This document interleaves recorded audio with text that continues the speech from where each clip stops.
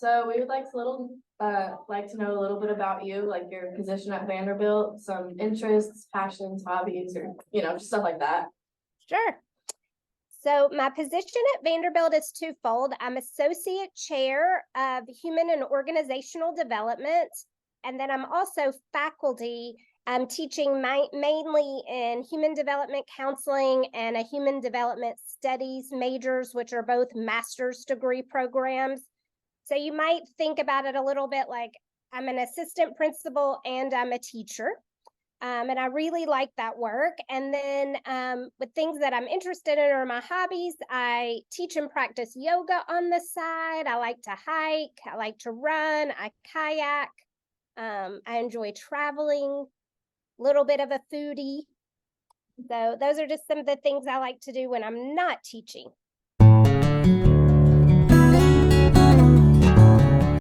Cool. What sparked your interest in education? Well, I come from a line of educators. My grandmother was an elementary and middle school teacher. And then my other grandmother immigrated from Spain when she was 16 to the US, to Florida. And so one of the reasons she really wanted to come was for higher education. So from a really early age, I knew education was something I was excited about. And that I wanted to pursue. I also think about Nelson Mandela's quote, education is the most powerful weapon you can use to change the world. And that's something I really believe. And I think it's a privilege we have here in the United States, that through education, you can really align your passion, your interest, and your aptitudes for what you do for work. So I just want to be a part of that for young people.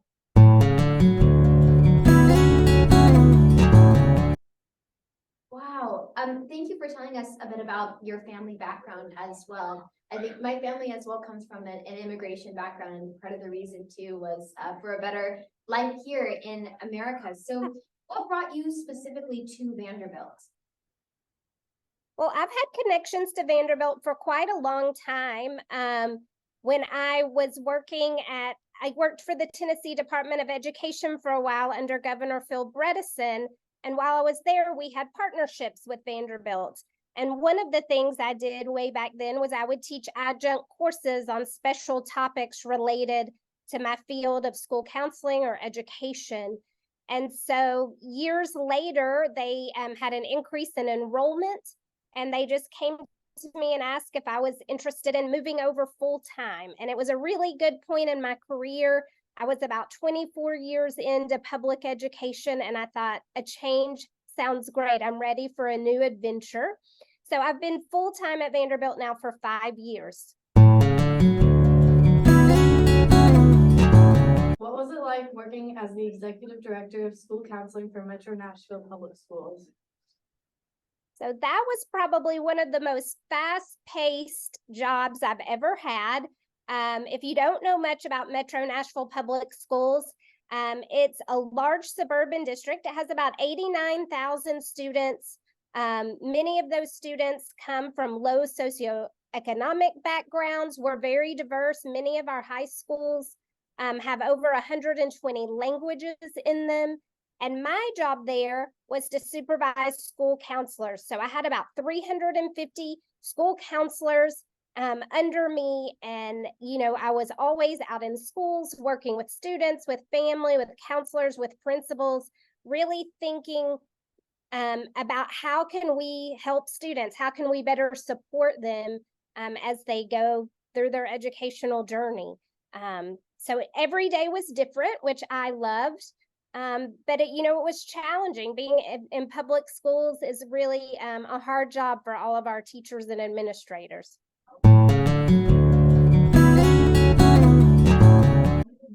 What was it like to work under a governor? Well, I really enjoyed working under Governor Bredesen, and part of the reason was, one of my mentors a very long time ago said, anytime you can get a seat at the table in order to be an advocate or work for change, you say yes. And so I was relatively young, one of the youngest appointees at the time, to be an executive appointment of a governor. And I was very nervous about it, but I remembered my mentor saying, you have to say yes. And so it was really exciting to get to have a voice coming kind of from the field where I knew what teachers were going through. I knew what counselors and students and families were going through, and to have a voice as policies were being made to better support the Department of Education. So it felt, exciting and challenging. But at the end of that term, I feel like we did some really good work that is still in place today, that makes schools better. I was wondering, with your work in the Metro Nashville Public Schools and under a governor, could you maybe piggyback off of that and tell us about some of the biggest challenges that you faced, but also some of the biggest rewards as well? Sure. So I think one of the biggest challenges in both places, part of my job was overseeing a school crisis and school safety. So, whether that's in Nashville, we get tornadoes, other places, might have hurricanes or things like that, all the way to school shootings. And so it was really challenging thinking about how do we help keep our schools safe. So before anything happens, I do a lot of work in what we call school climate. So that physical safety that you find in a school, but also if students are feeling emotionally, psychologically safe, if they feel connected and engaged to school, what are those factors, and, how do we improve those for students, those conditions for learning? And so I think that was one of the hardest parts of how do we put those things in place to do the best we can to either prevent something from happening, a tragedy from happening, or if and when it does, how do we restore our community and help our students and our families and our teachers heal and recover after that? And so I think that was one of the most challenging things we had. As far as one of the most rewarding is we were able to get more school counselors in schools during that time.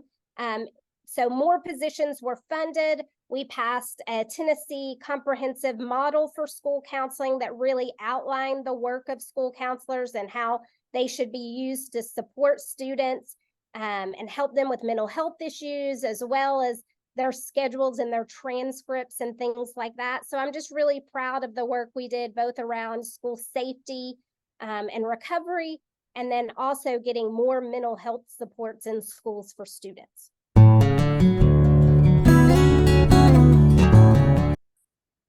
Wow, that's amazing work, and thank you for sharing about that and the challenges and struggles that you faced. And kind of transitioning into your work specifically, why do you focus on the field of school counseling especially? Well, I really think that if we want our students to be successful, and if we want them, to master their course content, to get A's, to get high SAT and ACT scores, that what we really have to focus on are those non-academic barriers to learning. And so, if you're really hungry and you're sitting in your algebra class, you're probably not going to be in the best place to really comprehend and absorb all of that content. And so I'm very passionate about how do we reduce those non-academic barriers? How do we support students so they do feel engaged and connected to school? They see the relevance of their classes to their future career and life goals, so that then when we send them back into the classroom, they're really ready to learn and to attend to that rigorous content that their teachers have prepared for them. And so that's I want to be the person that helps get them ready to succeed, to launch. Is it like working in your field, or like do you collaborate with other people doing similar things to you? Yes, so collaboration is key. You can never do this work alone, and I feel like this is a lifelong learning journey for me, even though I've now been doing this, I guess, almost 25 years. I'm finishing up my 25th year in education. But But collaboration is key, and it's important for a number of reasons. So one is I think it's important to learn and hear about what other people are doing. You always get good ideas that you can come back and share in your home state or home city. And it's also important for support. Sometimes this work is hard and it's mentally draining and exhausting. And so collaborating with your peers provides that emotional and mental health support too, so you can have that grit and perseverance to want to keep doing the work. So I could not do this without my colleagues that are also engaged in the same or similar research and work.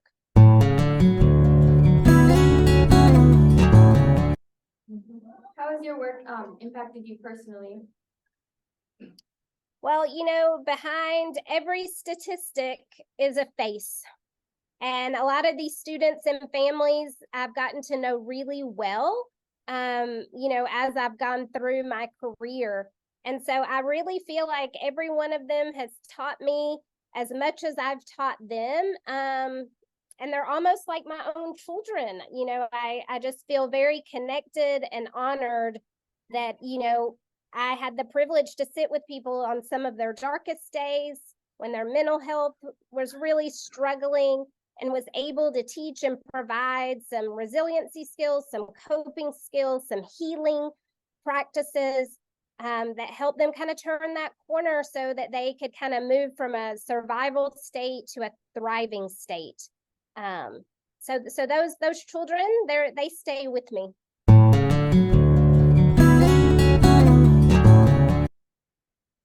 That's beautiful. I was wondering, could you speak to some of the best coping mechanisms for things that these kids are dealing with? Is it on a need basis, or do you find that one specific skill is something that a lot of these kids are lacking? And once you teach it to them, you really see them start to thrive. Sure. Yeah, well, I think if we're thinking kind of broadly, some of the skills cross over, you know, grade levels, ages, even adults benefit from these. But, you know, I think the number one thing that sometimes we all maybe struggle with is that emotional regulation, really identifying how we're feeling, tuning into that, and then attending to our needs based on that feeling. So, you know, for instance, I think maybe you all just took your AP test. And, you know, I imagine that before you take a test, even if you've studied and you feel prepared, your hands might be a little sweaty, you might be just a little bit nervous. And so what do we do to calm our brain, to calm our body, so that we can really give our best effort during something like a high stakes test? So I like to teach my students, one, to identify those feelings that and usually they're physical first, like a little butterfly in your tummy or your hands sweating. And then how do we get grounded? And I love to do breathing exercises. I like mindful walking and yoga, and incorporate all of those into my counseling practice with my students, because there are things we can do that are free. You know, I can take some deep breaths and nobody beside me even knows that I'm doing it. So, you know, it's not going to call attention to me that maybe I don't want. So I think those are two of the like best skills that you can teach. And then, you know, also I'm a big proponent of moving your body, you know, how important it is for us to get out and get fresh air and be active. There's a lot of research that shows when you've been through trauma, whether it's a lowercase t trauma or, you know, something more serious, that the way we can move and heal past that is really by moving our bodies, moving that energy in our bodies. And sometimes I think if we're feeling anxious or depressed, it's easy to hole up, to just want to be on the couch or in your bed with your phone or binging Netflix. And that can keep us stuck longer than if we'll just get out, take a little walk, maybe even be barefoot in the yard or, you know, on the beach, where you get that tactile grounding. So those are just a few of the things I like to teach my students.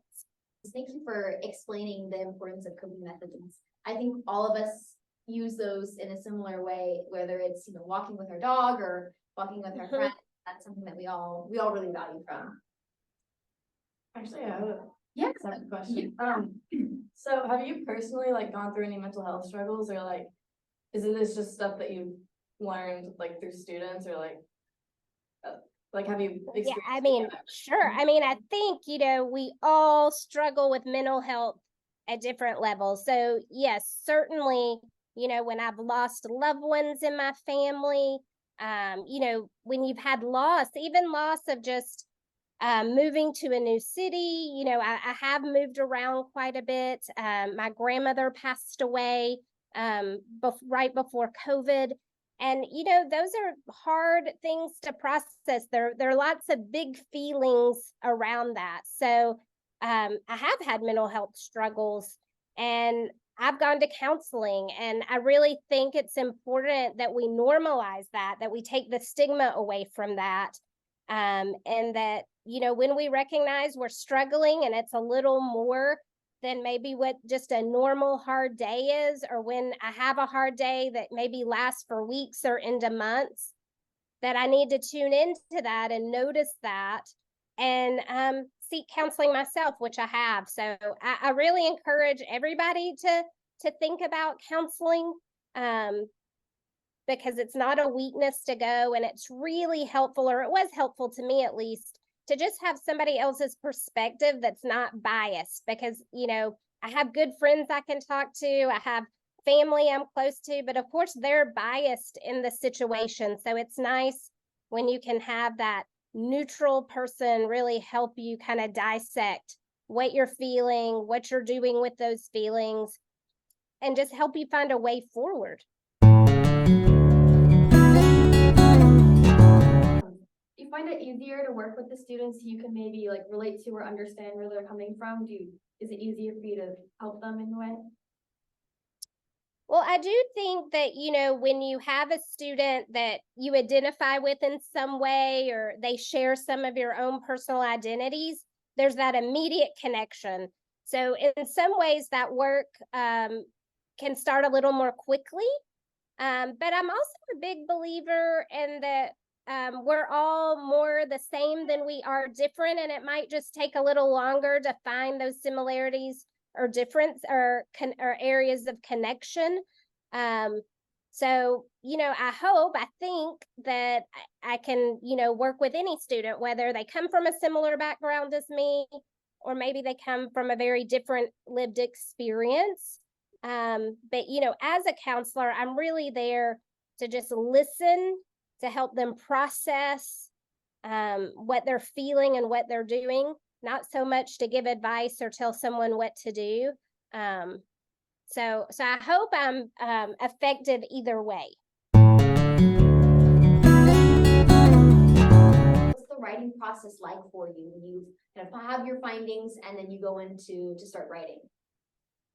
Yes. So, often that writing process, or even the research project in general, is stemmed from a need that a school district has reached out to me and asked me to come in and help with. So sometimes the ideas are given to me, which are nice. And that is when I go back to what we talked about earlier, collaborating with peers that have maybe done similar research and schools with similar demographics, to just start to get an idea of, are there things I need to know that maybe I'm not thinking about as I embark on this project or this work. And then, after I collect the data and I go through it, I like to sit with it for a little while, because obviously some things, when you're doing a quantitative analysis, the numbers are the numbers, the statistics are there, but I always like to dig a little deeper. So, what do these statistics really mean? What's underneath the numbers? What story is it trying to tell us? And then as I begin to write, what's really important to me is not just that raw data that we're reporting, but I think for educators, for my audience, I want them to think about the so what. So we have these numbers, we know this facts, we have this data. What do we do with it? How do we use this data to change our practice? Maybe it's the way we teach, maybe it's the way we interact with students, maybe it's even the way we set up our classrooms. But how do I take what's in this research project and use it to change my practice, so my students have a better experience. So how long does it usually take for your work to be published or to get your work published? So that really depends. So sometimes if we have what you call an invited project where somebody asks you to do it and to write it, it can get published pretty quickly, maybe within 2 to 3 months from start to finish. There's other times I have a manuscript out right now that has been out 6 months. I haven't heard back. It's still being reviewed. So it really varies. Depending on, the journal or the entity, the organization that you're working with to get something published. Interesting. I was wondering, do you have a specific journal that you tend to gravitate towards, or do you pick your places of publication based on my mission and this research paper best aligns with this mission of this research publication? Yeah. So it is much like you just described. You do think about, as the work comes up, which organization or publication is going to be the most interested in it. But for me, I have journals in my field. So the American School Counselor Association has a journal, and they're often very interested in my work because it's related to school counselors and education. The Association for Career and Technical Education, ACTE, they have a journal called Techniques. They're often very interested in this work. And so both of those often commission me to write something, or if I'm doing it on my own, I'll submit a proposal to see if they would be interested in the study.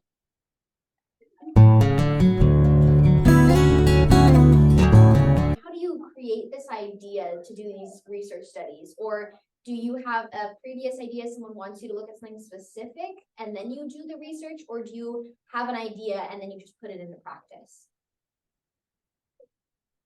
So it can be a little bit of both. For me personally, it is usually a school district or a specific school coming to me and saying, we're struggling with X. So maybe like what I'm working on right now, since students have come back to in-person learning since COVID, a lot of schools are dealing with students experiencing high levels of anxiety, struggling with that social interaction and engagement. Rates of depression have gone up. And so they're really looking for, how do we get students feeling more connected and wanting to come to school and not avoiding school now that we're back open? Okay. And so with something like that, I typically go to the school and do like kind of analysis, like just a walkthrough. I want to get a feel for the building. What are those students feeling as they go from class to class into the cafeteria, or, out on the softball field or in the gymnasium? So we can start to see like, where might there be gaps in some of these areas. And then I talk to students. I want to know from them. I don't want to just hear from the grown-ups. I want to know from the students what they're feeling, what they're thinking. And so we usually collect that data through focus groups, through surveys. And then once I get all that data, then I can start to look at other research, other collaborators, and start to make some recommendations around maybe things they could change in the school environment or with the programs or interventions they're offering students, maybe even more one-on-one counseling opportunities for some of those students during the school day, and kind of go from there. And what have you found with a lot of the kids that you survey and you kind of walk with? Is there a certain thing that they all kind of say the same thing about their school, or is it a different thing? Is there one specific thing that you've noticed from your work that a lot of kids see as a problem in their school, or is there one thing that they really, really love about their school that a lot of schools do the same thing or something like that? Well, the one thing I can say that comes through as a theme is students that have a higher satisfaction level with their school. Usually everything they're talking to me about are relationships with their peers and adults in the building. So a positive way is like they know their teachers, know them and care about them outside of the content they teach. And then the flip side of that, for students that really have what we call school avoidance or dissatisfaction, they feel invisible often in the school. They don't feel welcome. They don't have many friends. And so they just feel very disconnected. They often also think their classes are boring, that they don't see how what they're learning in a class relates to their future career goals or just to the world in general.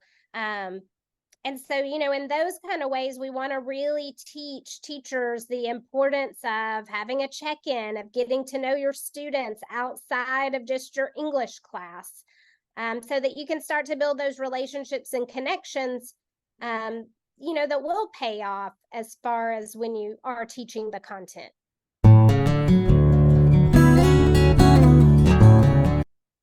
So I love to read. So this is a hard question, but probably one that stays with me is called The Alchemist.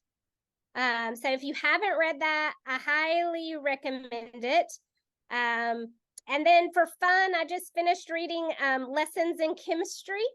And I thought that was just a great read. And especially with all of you all being young women in the room, it was just a really fun read for being a female.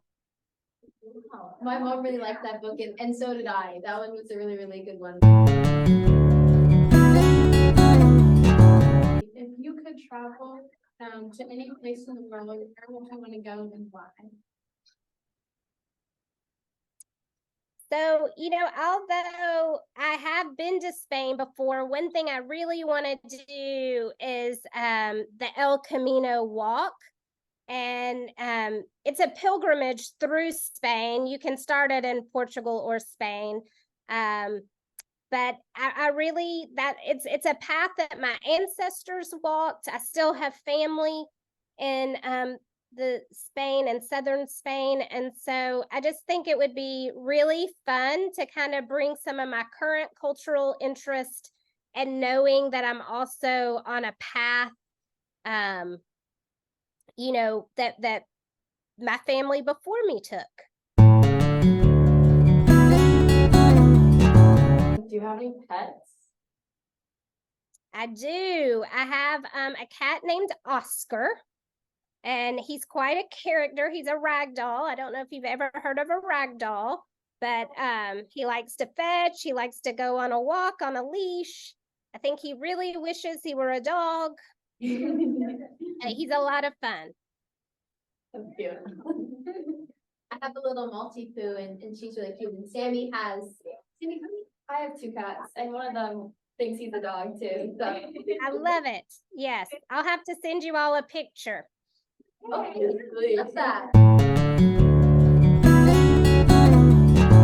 Do you have a favorite movie? If so, why? Yeah, so I really love Dead Poets Society with Robin Williams. That's probably going to be an old movie to you all in the room. I was in college when it came out, but it is about a teacher who just, Robin Williams is an eccentric teacher that really just brings his content, Shakespeare poetry, to life with his students. And I just think it's a feel-good movie, and kind of like that book, The Alchemist, it stayed with me all these years.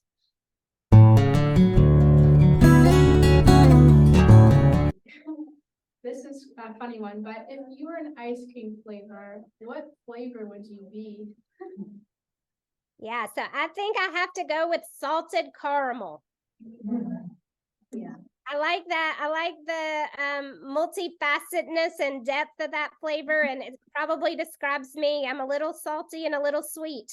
Well, that's absolutely perfect. And thank you so much for doing this interview with us and talking with us about all of your different work and kind of ending with some fun questions.